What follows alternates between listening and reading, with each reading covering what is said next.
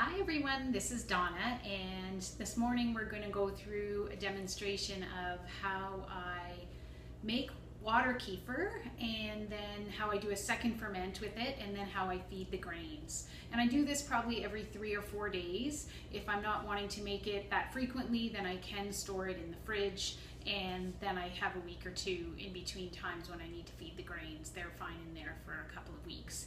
So I originally got the grains, which are here in this jar at the bottom, and when I twist it, you might be able to see that there's some actually bubbles coming up from the bottom there. I originally got the grains dehydrated in the mail from a company that sells them. I think it's Cultures for Health, and then I've been propagating these same grains for probably over a year now. So I'll show you what I do.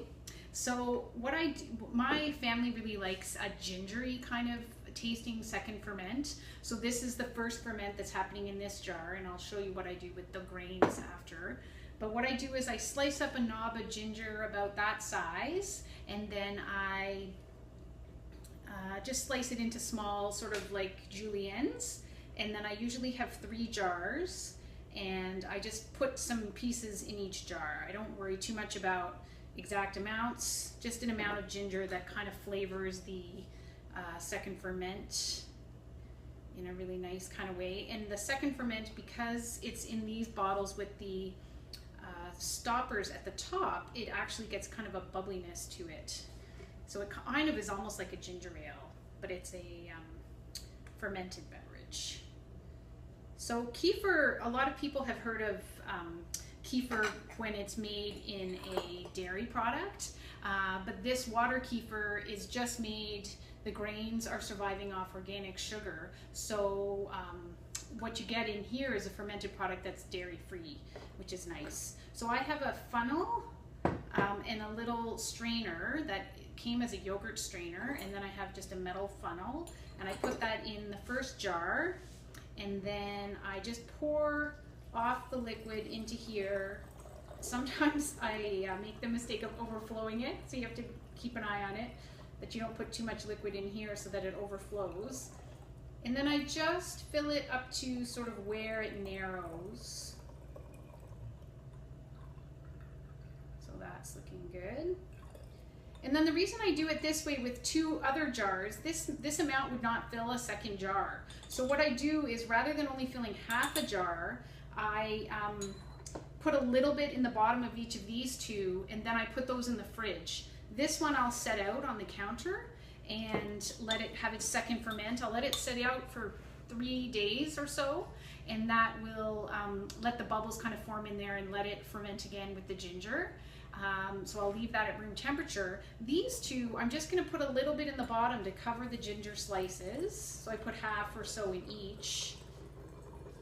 And then the next time I do this process, I'll pull these out of the fridge and use this full amount to finish these. And then I'll leave them out at room temperature for the 3 days in order to have their second ferment. So these are just, it's really a time-saving strategy that I've been using, where I use the 3 jars, and then I will put these 2 in the fridge.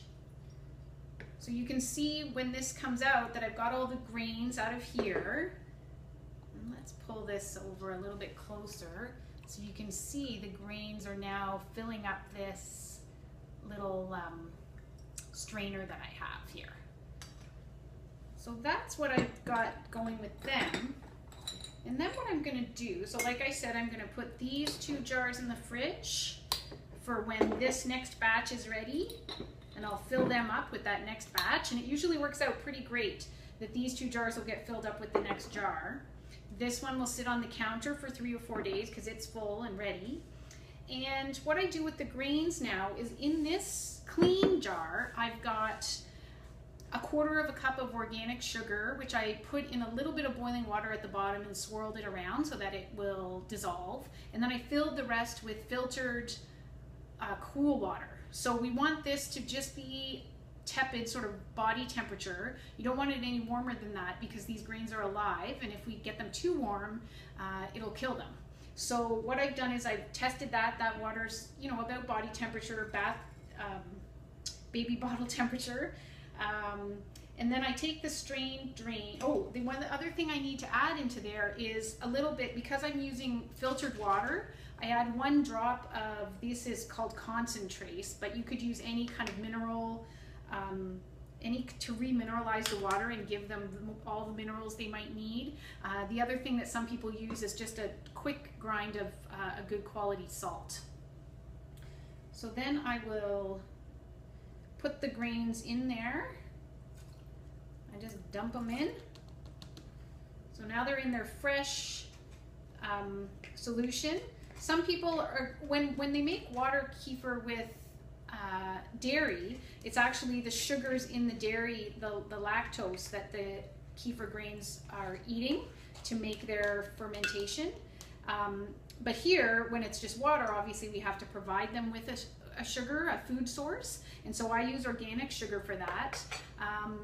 And I think because the grains are consuming that sugar and making their byproducts, which is the fermentation products that is good for our gut, because the grains are eating that, there's very little sugar actually in the final second ferment beverage that we actually drink. So then once I've got the grains in their new home with their new sugar source and their little bit of minerals, then I just use a coffee filter. I'll put that on the top, put an elastic on that, and just leave that on the counter at room temperature for 3 to 4 days. And you can see, you know that they're kind of doing their good thing when you twist the jar and all these bubbles rise up. And then once you're starting to notice that the bubbles are not coming so much anymore, you know that it's time, they need some more food in there.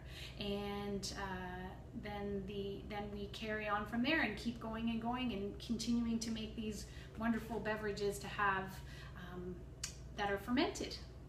So enjoy. That's how we make our water kefir here, and I hope you try it and enjoy, and I look forward to seeing you in the next video.